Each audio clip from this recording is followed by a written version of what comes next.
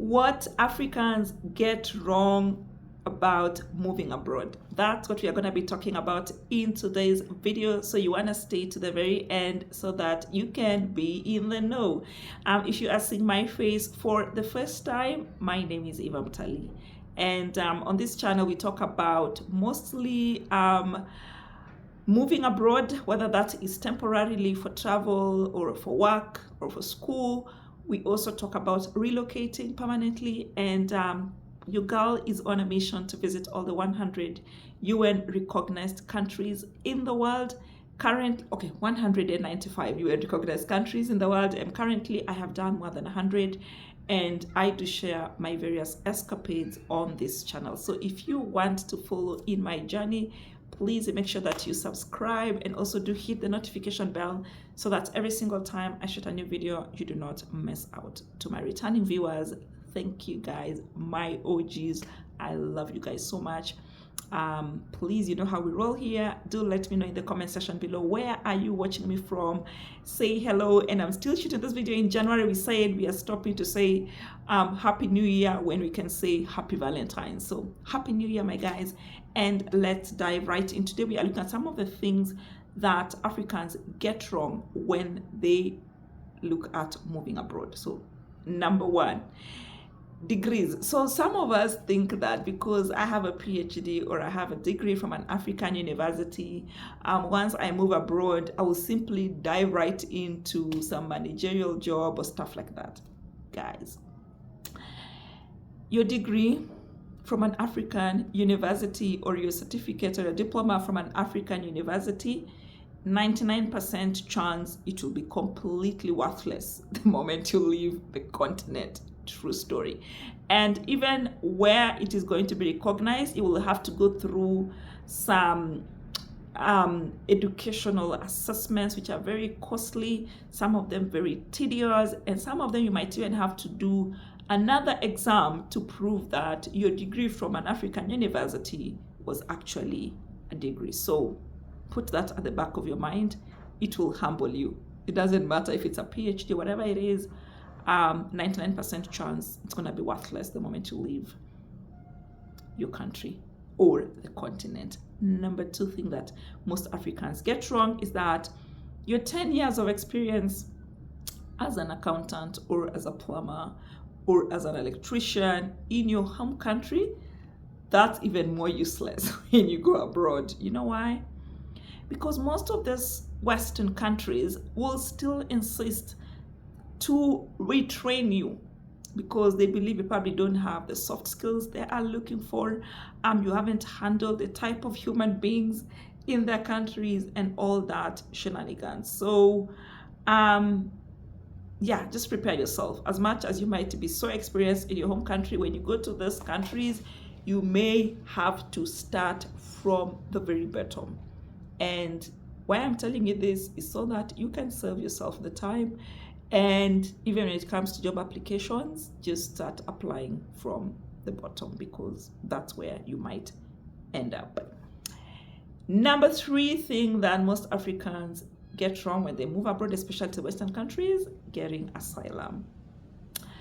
Unless you're gay or you are a political enemy of your state or your country is at war, and I mean like total war, you know, like what happened in Ukraine, then you're likely to be turned back to your home country and deported. Or if you're lucky to seek asylum when you are in country, your case might just take forever because you might not be prioritized.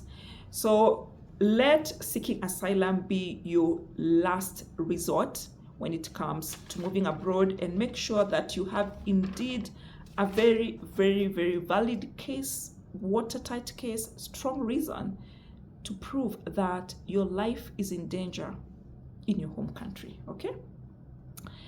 Number four, documentation. There is a 99.9% chance that if it's not on paper, it didn't happen. And I keep talking about it here on the channel. If you have gone through any milestone in your life, whether that be birth, divorce, marriage, death, education, you have dated somebody online, whatever it is, it better be on paper. Get documentation, get certification for it, because you're going to need it. And especially if you are looking to get permanent residence in any of these Western countries, you're going to need to have your documents right. Okay, so don't wait until it's time for you to relocate or move abroad and then you start running around. Get your paperwork in place, your birth certificates, your wedding certificates, your death certificates, whatever certifications. Make sure that you have that. Everything requires documentation, and bureaucracy is the name of the game in these Western countries. You may as well start practicing it before you even leave your home country. Okay. Number 5 thing that a lot of Africans get wrong when they move abroad to the Western countries: thinking you can buy your way out of situations or pay to grease the wheels of bureaucracy that I've just described above. Wrong move. Don't even try it. I know it is the norm in most of our countries in the continent, but do not even try it. And do this with the wrong kind of person, they will snitch on you, because they look at it as an insult to their moral compass. So do not even try it. Like you're trying to, cut corners or do things the way you do them in your home country, bribe for jobs, do stuff like that. Do not even try it. You will land in trouble and you could even be sent back to your home country. Let's talk about the weather. You have probably heard a lot of people say, oh, I want to experience my first snow. That's why I want to travel. Trust me. Cold is cold. There are countries like Canada that the weather drops, temperatures dropped to minus, I'm not talking about -5, -2, up to -50 degrees Celsius. So it is real. Weather shock is real. Do not underestimate it. And those are some of the reasons why, if you watched my previous video, some of us, after visiting more than 100 countries, I have purposed in my life, I'm 100% convinced I was cut out for a life in the Sunshine Continent. And this is where I am going to settle eventually when I retire. Last but not least thing that a lot of Africans get wrong when they move to abroad to these Western countries is that homelessness is real. Guys, you can become homeless in literally a week or a day when you are in these Maju countries.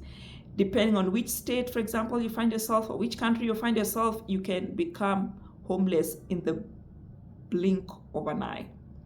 And just falling behind on rent dues could render you homeless. So I have personally seen foreigners begging in train stations.